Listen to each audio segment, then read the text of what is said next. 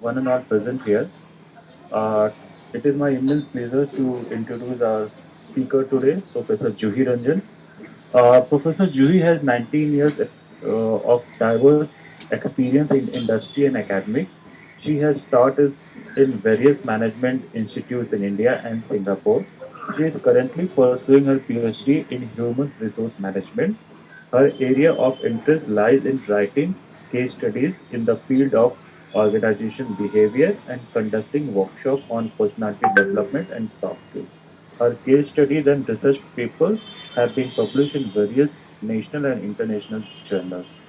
I request Juhi ma'am to proceed further and address the gathering, ma'am. Ma'am, over to you. Thank you.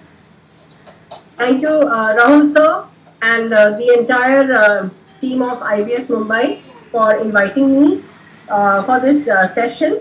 And I look forward. I'm excited, and I look forward to interacting with the students.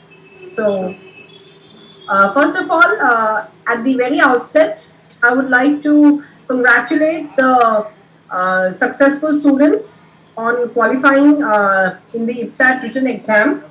And this is the first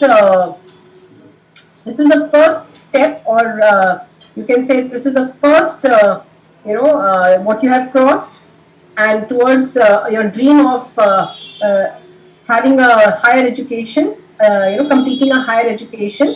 And I would like to welcome all the participants for showing their enthusiasm, and for also keenness to know about what all they should be prepared for their second round of selection that will begin from the 17th of February next month. And so I would like to start. By just giving a very brief introduction, because Rahul sir has already done the honors. And I am a faculty in IBS Mumbai. I teach courses like organizational behavior, human resource management, and soft skills. So my area of interest lies in conducting personality development workshops for our students. And as part of our initiative, IBS Mumbai has conducted these guidance sessions for our upcoming students, for our upcoming batch of 2022-2024. So with this, students, I'd like to just make a few things clear at the very beginning. So I know, in the past sessions also that I have conducted, I know that students do have a lot of curiosity. They have a lot of queries, and I'm ready to address those queries and answer your questions. So allow me to give my presentation. Okay, this presentation will address many of your queries. So I would request all of you to kindly wait, and then I'll give you a time slot where you can either put your questions in the chat, or you can ask straight away, unmute yourself and ask the question. Okay, so let us begin. Rahul sir, is my screen visible? Yes, ma'am. Yes. Okay. Yes, thank you. So the art of communicating with confidence, verbal and non-verbal elements. So this is a broad topic, and I'm going to cover everything that is related to communication. Okay, so let us start.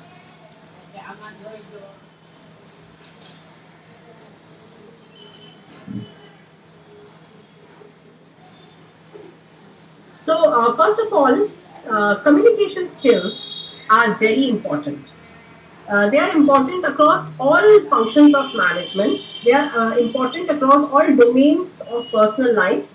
So in a nutshell, it is very important to be a good communicator, to be a good orator, and along with your technical and functional skills, you also need good communication skills. I'm going to discuss, or I'm going to describe to you why communication skills are very important. So the first is, when you appear for a personal interview, you're being asked questions by the interviewer. Okay, that is a platform for you to not just showcase your knowledge. Okay, that is also a platform to showcase your communication skills. You may not be a know-it-all.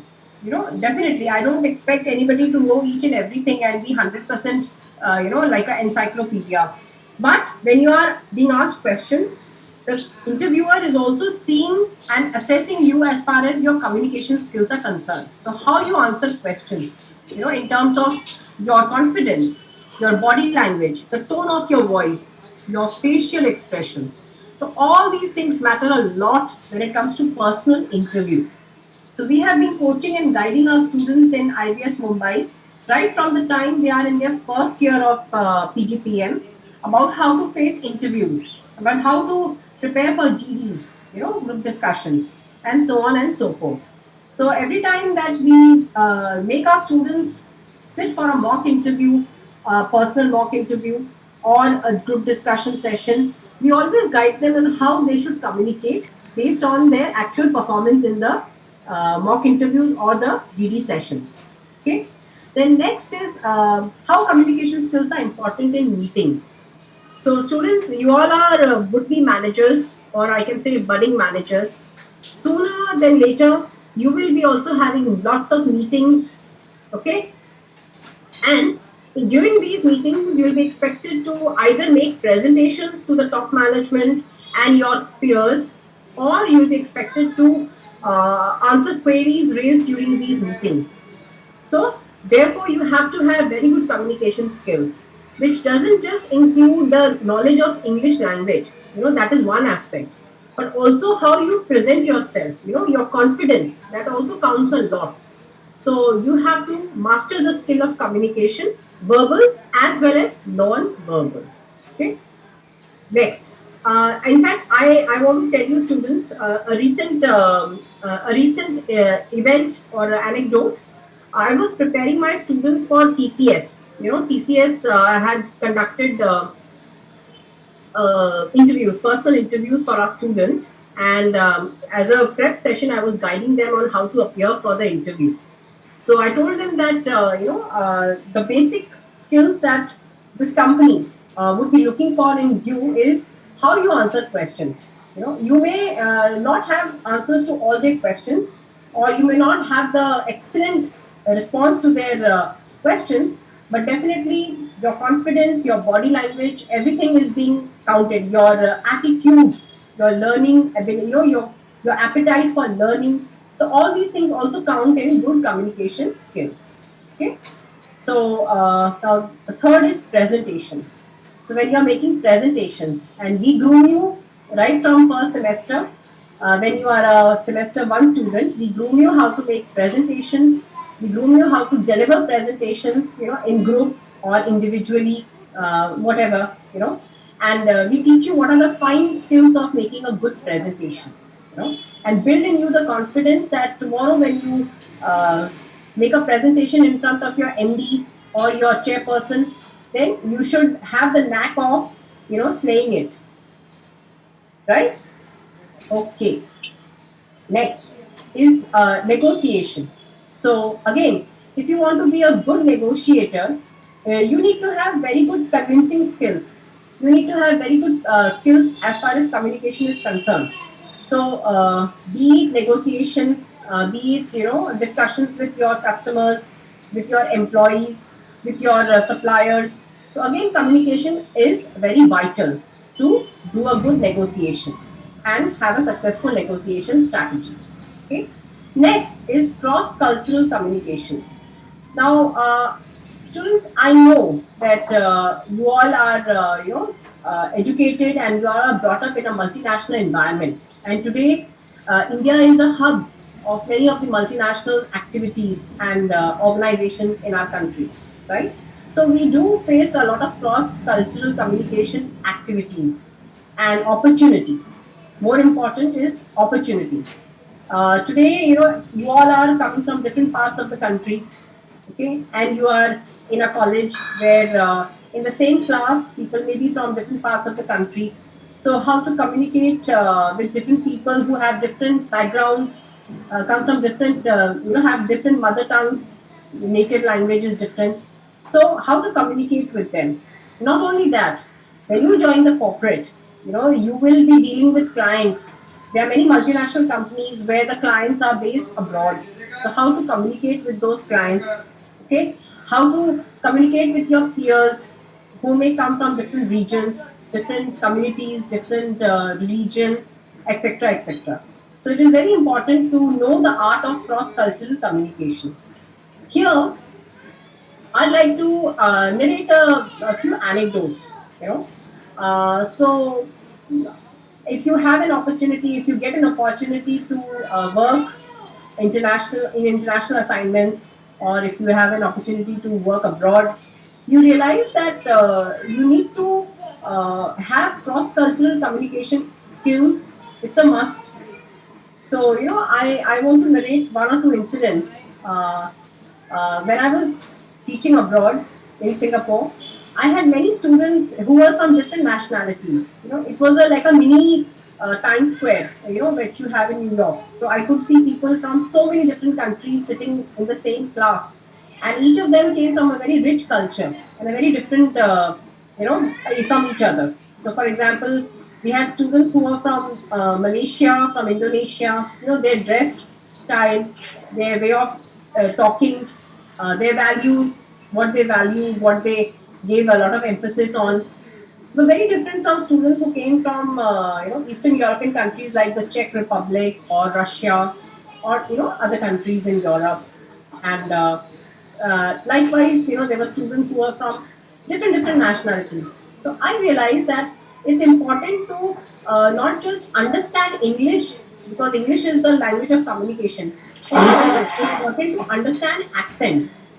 For example, I had one of my students discussing with me that she found a particular.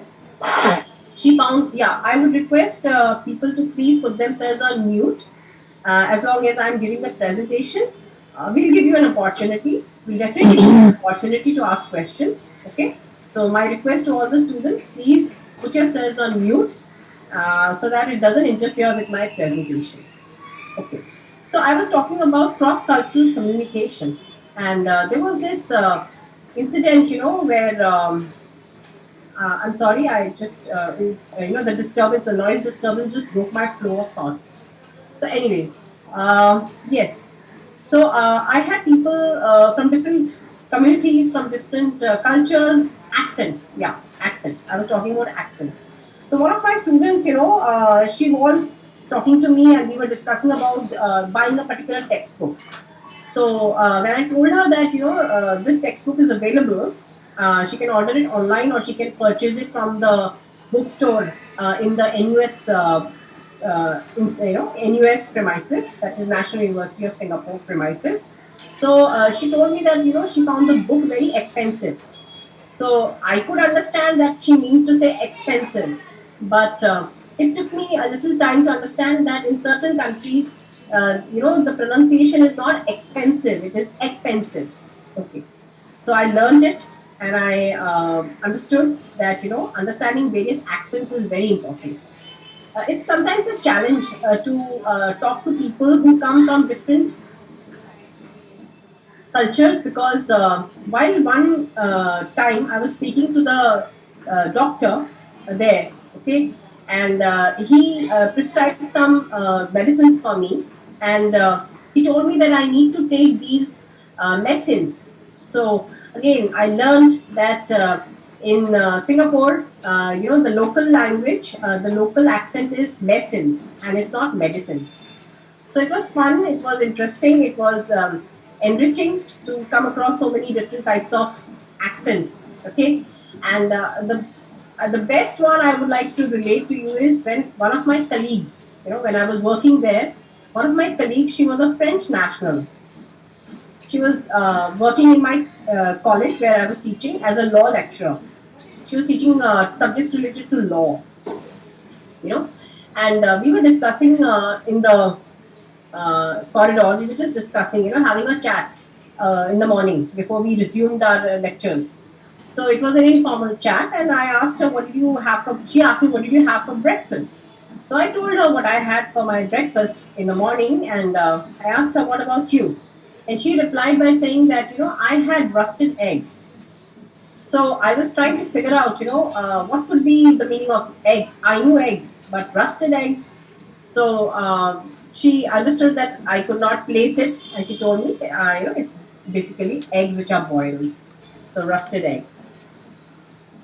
That's how you come across, different people who speak with different accents, with different connotations to certain words. Okay, for example, I never thought that I would pick up language like nola. So there in Singapore, people usually, especially the teenagers, they, the students, the teenagers, whenever they say something, they sometimes suffix it with la. So, it was like, did you go to the college yesterday? No, la. I didn't come yesterday, or I didn't go yesterday. So, yeah, that's how cross cultural communication becomes very important. But on a more serious note, cross cultural communication also means we should respect other cultures. We should understand the connotations or the values that are held in great esteem by various cultures. For example, people from different cultures, they have different ways of greeting each other. Some don't shake hands very spontaneously. So you should know when you should extend your hand, shake hands with people from different cultures. You should also know how you should address people from different nationalities. In terms of what their style of communication is, and so on and so forth. We all know that Japanese, they are very respectful, so they will always bow. Whenever they communicate with you, they or talk to you, they'll always bow in respect to you. And we Indians, we have a habit of doing namaste.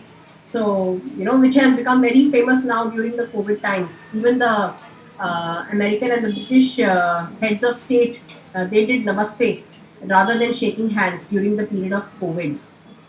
Yeah. So this is as far as cross cultural communication goes. And then we have motivation. So communication also plays a very important role in motivation. And you should know how to communicate with your peers. You should know how to communicate with your seniors and also your subordinates. Sometimes when you tell your coworker or appreciate them or give them a compliment on something that they have done really well, so that motivates. If I hear a praise from my head of my institute on something that I have done well, then it definitely adds on to my confidence and my sense of sense of my sense of self-esteem. Everything is positively affected with just one sentence praise from my head of my institute. And so as with others, when you say something nice to your peers or something nice to your subordinates, they also feel good and they feel motivated. So please remember that communication plays a major role in motivating others. Okay. Decision making. So communication is very important as far as decision making is concerned, because you need information, you need data, you need knowledge to take a decision. So when you are making a decision, you need a lot of information which can only come through communication, whether it is through the formal communication channels or through informal communication channels. It helps a lot in taking accurate decisions. I mean, if my senior manager has to take a decision based on what report I have sent to him or her, or what I have communicated to him or her, then that will determine the accuracy of the decision, to what extent I have communicated correctly, and apt communication. Okay. Last but not the least is team collaboration. So you will learn this when you step into the portals of IBS. What is team collaboration? I mean, without speaking a lot on this topic, I would just like to say that our students, they learn how to work as team members. Our structure, our course curriculum, our assessments are such that we encourage teamwork. Whether it is academics, whether it is co-curricular, extracurricular activities, our students learn how to work as a team. And I have, without going too far, I have in this session one of our own students, second year students, who is also head of our club. that is the dance club of our institute, Diffusion. We have the head of our dance club, Diffusion, with us, and I have seen him over a period of last 1 year, where he has evolved from ordinary student into someone who is fit to be a leader, and also very good with skills like technical skills, like personal interpersonal skills, communication skills, and so on. So yes, and I would definitely like to introduce him. His name is Kunal Narola, and he's also a part of this meeting today. So with this, students, they have to learn to work as a team, because this is what they will be doing in their corporate life. Today companies don't want people who are individual contributors. They want people who are flexible. They want people who are ready to work as team members and support the team. Okay, so communication plays a vital role as far as team collaboration is concerned, because you share knowledge, you share information, you share trust, you trust your team members, you give them advice, or you give them some help, and you teach them how to do some things certain way. So all these things require a good communication ability and skills. Okay. Now I'll be focusing from communication skills. Now I'll be focusing on the various aspects of communication, right? Verbal and non-verbal communication. Okay. So I'm sorry.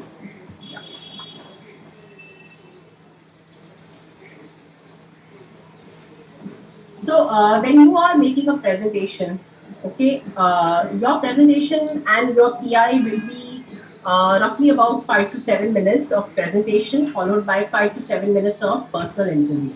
So in this format, you are expected to not shy away from the camera or keep your video off, because then the interviewer will not be able to assess you as far as your body language is concerned, your posture, your facial expressions, or your hand gestures. So you are expected to maintain a good eye contact, look into the camera, maintain a good eye contact, and look at the interviewers when they are asking you questions. Okay, so that is one. And the second is that it will help you establish a connect. Imagine if the interviewer is looking at you, but you are looking at some paper, or you're looking away from the glare of the camera. So that will not help you in establishing a connect with your interviewer. So please do not shy away from looking at the camera. Okay, I don't expect you to for 10 minutes, 15 minutes continuously look at the camera, but try looking at it as much as possible, so that the interviewer is able to gauge your facial expressions and your language, body language correctly. Okay. Next is your posture. So students, as you can see, I'm sitting up, in my position. I'm not slouching. I'm not leaning back. Okay, I'm sitting in an upright position. I'm sitting up straight. So should you. If you have any, doubt, or if you have any concern that you might unintentionally slouch, or you might slink back, or whatever, then keep a small pillow or a cushion right behind you, so that you maintain your posture upright. Okay, so prop yourself up. If you are thinking that you might forget to maintain a straight posture, but remember that you should sit up straight, because this shows that you are alert. This shows that you're fully into the interview, with mind and soul and body. Okay, and yeah, that's it. So next thing is, don't lean in too far. You should lean in up. You should be leaning a bit forward, but it should not be so far that only your face is visible, or only your the whole space in your screen is occupied by your face. No, so you should be seen you know reasonably in the camera, in the screen, and don't lean too far. Okay, uh, everybody is nervous, everybody is a little excited, but maintain that distance from the camera, at least 1.5 feet to 2 feet distance you should maintain from the camera. Okay,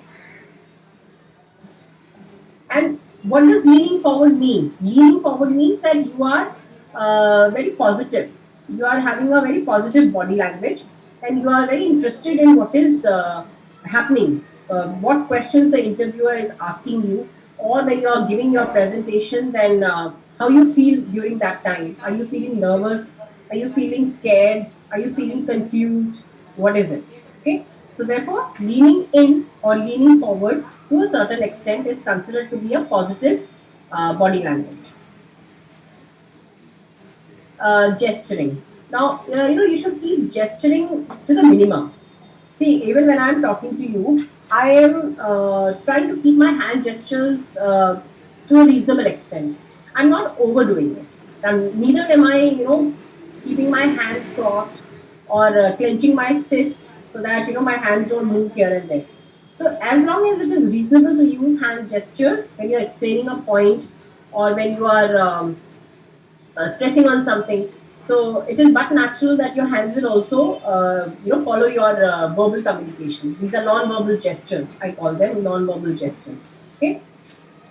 Remember, to a certain extent, gesturing is okay, but after that, you should stick to your presentation and not unnecessarily use your hands. This may also irritate the interviewer. This may also distract the interviewer to a certain extent. Okay.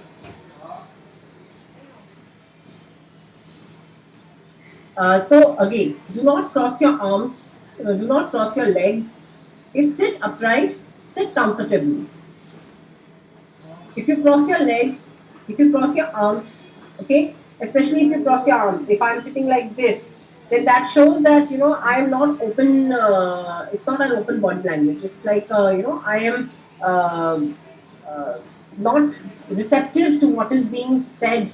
I'm not receptive to what is being asked to me during the interview. So avoid crossing your hands in front of the camera or when you are appearing for the interview. Okay. Keep your feet on the ground. Your position of your hands should be such. So again, the question comes: where should I sit? How should I sit? Should I sit on my bed? Should I sit in a corner on a table?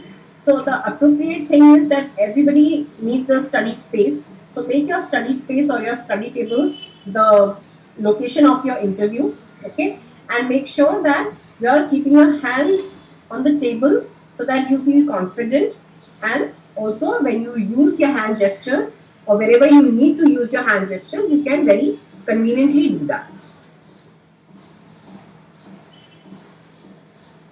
Okay, nod. So your interviewer is asking you something, and you understand what he or she is asking you. Okay, so you nod, or when they are saying something to you, when they are making a comment, then you nod your head. But that doesn't mean that you keep nodding your head throughout, because that will look very artificial.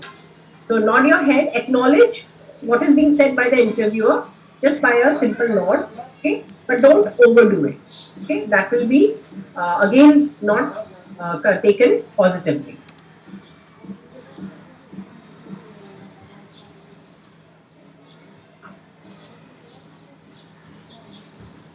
Smile. So again, smile is something which should come naturally. You should not put on a plastic smile. You should smile when you feel like smiling. You should smile when you think that what you're saying is making a lot of sense, and the interviewer is listening very intently and very in a very interested way to your presentation. So when you feel that you need to smile, you should smile, because that gives a aura of confidence, and that also makes the interviewer see that you are very in a very friendly mode, in a very confident way you are speaking. Okay, so there is no harm in smiling. In fact, sometimes during these presentations, during these interviews, there may be a lighter moment or there may be a very funny moment. Last year we have seen when we had these interviews, so once or twice we laughed, and we laughed with the candidate because the moment was very funny, or there was something really, genuinely very funny about the whole thing. So it's okay. You don't need to keep a very tight expression or a very stiff upper lip. You can smile if and when the occasion demands. Okay. Okay, students, please keep yourselves on mute. There is, as I said, there is a disturbance, and that kind of breaks my flow of thoughts. So just give me a few more minutes. I request, just give me a few more minutes. I'll be done with my presentation, and then I'm open to all kind of questions and give my suggestions to all of you. Now, ambience. Okay, what is equally important as along with verbal and non-verbal elements of communication is the ambience. So make sure that you are well prepared for this interview. It will take 10 to 15 minutes. But these 10 to 15 minutes should be completely well prepared for at least 1 or 2 days in advance. Okay. So make sure that the place where you are sitting is a place where there is least disturbance. Okay. Also, the lighting is adequate. If you have sunlight and you still feel that the lighting is not good enough, use other lights. Okay. Then do a speed test. So it's very important that when you are speaking, there should be no connectivity issue. There should be no issue related to your voice, having a lag. Because what is most unfortunate is a good candidate, giving good answers, but due to internet connectivity, the interviewer cannot hear them clearly, or the interviewer cannot make out what they are saying, and they have to either ask them to repeat it, so that leads to extra time or wastage of time, and is inconvenient to both sides. So when you are speaking, when you are answering, make sure that you have checked your internet connection. Okay, make sure that you have done a speed test. Okay, and master the platform. So you may have a platform like Zoom, or you may have a platform like Teams or Google Meet, WebEx, whatever. So make sure that you are familiar with the platform. You know how the features are used. Okay. Let me share this experience with you, students. In 2020, when in the month of April, when this pandemic had already started in 2020, and we realized that we will have to contact our students. We'll have to conduct classes through the Zoom or the online mode. So we all did a lot of practice on how to use the features of Zoom. Okay. We are still learning, and how to use breakout rooms, how to conduct activities like GDs, and other activities in the class using breakout rooms. So and it's a continuous process of learning. So make sure that you have mastered the platform on which you will be having the meeting or the interview. Okay, that will make you more confident. Usually IBS has its own meeting platform developed by the IBS HO team, and through this platform we conduct the interviews and the presentations. Okay. So keep notes handy. Now I'm sure all of you are not going to read and speak, because you have enough time now to practice what you're going to present on, and it's going to be a verbal presentation. So you're going to be looking at the camera and speaking your presentation without reading it. Okay. So but still you can keep your notes handy. So what I advise my students is keep cue cards. Have cue cards, and it's CUE. Okay, cue cards. So these cards help you in keeping a track of your presentation. For example, if you are coming on point number 3, and suddenly you have forgotten what is point number 4, and you have to speak spontaneously, you have to speak in front of the camera. So these cue cards will help you. Just a quick check or a look at your cue cards, and you can read from that. You can just quickly know what is your next point, and then you can look into the camera and speak without any interruption, without any confusion or fumbling. Okay. Keep calm. So students, at all points of time, you should keep calm. You may face some situations where you might get panic. आपको कोई question पूछा जो आपको you are prepared for it, and you have prepared well for the interview, but suddenly you might have a question, and you go blank for a second, and you don't know what is the question, or how to answer it. So don't get panicky. Keep calm. You have the opportunity and you have the right to ask the interviewer, sir or ma'am, can I take a minute to think? Can I take a few seconds to think? Or if you have not understood the question, you can always ask them, can you please repeat the question, sir or ma'am? Um, is this the question? Is this what you mean when you're asking me this question? So you can paraphrase it also.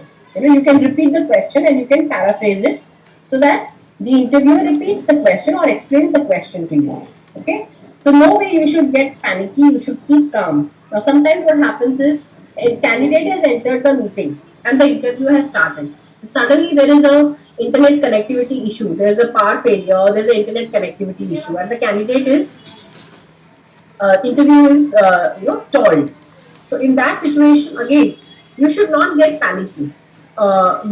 You should not feel that your interview is ruined. Okay, you simply call up your admission manager and you inform them that there was this internet connectivity issue because of which you either got locked out or you could not complete your interview properly.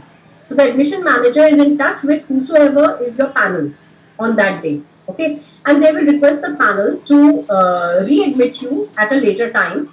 All right, and you can complete your interview and presentation.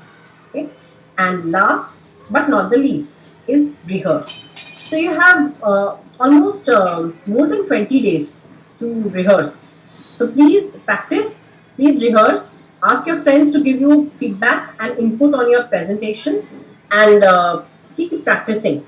As long as you feel that you need to perfect yourself, keep practicing. Okay, all right. And my last piece of advice to you, this is my last slide, and this is my last piece of advice to you is plan your presentation. Okay, your presentation is very important. The topic, see, I know students will ask me what should be the topic, can I take this topic, and so many questions will follow. But what I want to tell you beforehand is plan your presentation well.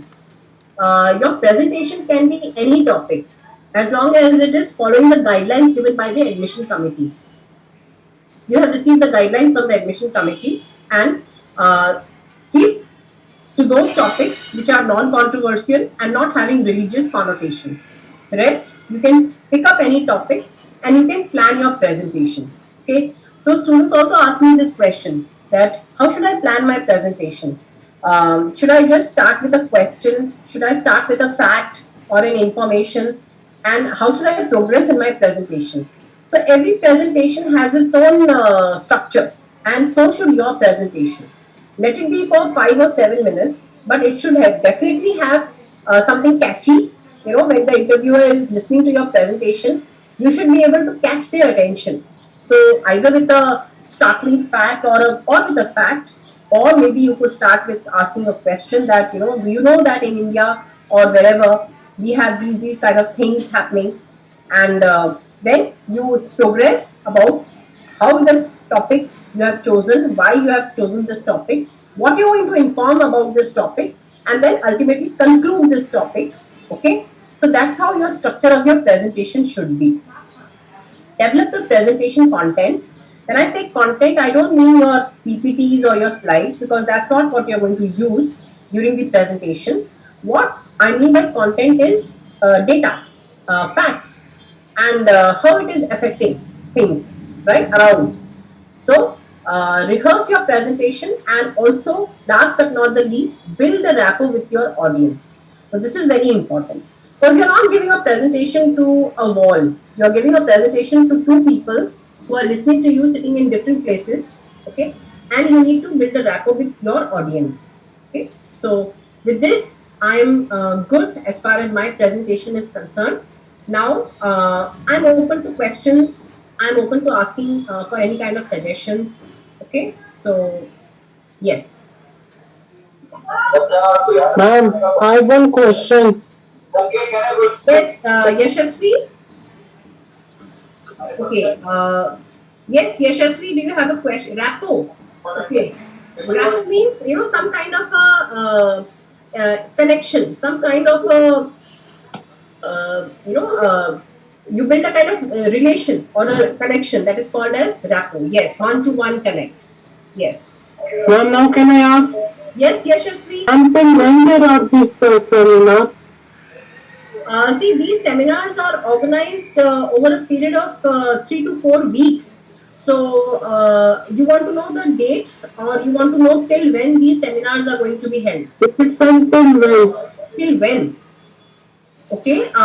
See, I would like my marketing team to, because they have the dates. So I would request any one member of my marketing team to please answer this question. Ma'am, it is still on every Saturday and Sunday till 13th of February. And I would request the student SSV to get in touch with one of our marketing officer. I'm sure he will be having a counselor who's attached to him. Okay, he will give you the entire schedule. Okay, sir. And ma'am, can I leave because I have tuition class now? Yes, Yashasvi, if you don't have any questions or you don't have any other doubts, you can definitely join your tuition. Thank you, Joey, ma'am. Yeah, welcome. Yes, so students, we are open to queries. We are open to any kind of doubts that you're having. I think in the chat there are a lot of questions. Where will Yes, we ma'am. find links for these sessions? Okay, Milind. Okay, Milind, let me check with art marketing team. Tejish sir, Yeah, Melinda, as I mentioned to Yashasvi also, you can get in touch with your marketing official. You know, there will be a counselor attached to you. I think who's guiding you for all the procedures for admission. You can get in touch with him. If still you have any, still you are not able to get in touch to him, you can call us on the campus. Okay, I will help you with the schedule. You can call the campus number, Mumbai campus number.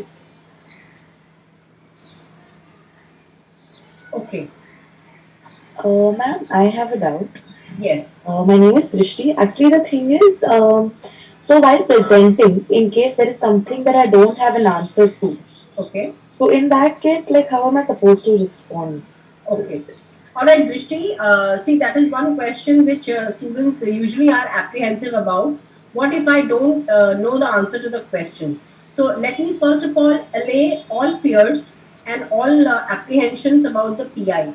See, the PI is going to be based on, not your presentation. So, you can rest, be relaxed. There will not be any questions based on your presentation, but there will be questions based on your CV or your information that is there with us with the panel. So they will be asking you questions on that basis, okay, and they may ask you a few questions related to current topics. For example, if you are a BCom student, and there may be a topic related to non-fungible tokens, or what is the impact of but again, as I said, these questions will be more or less simple questions, trying to assess your communication skills, not your knowledge. Okay. So the emphasis will be on how the student can communicate whatever they know.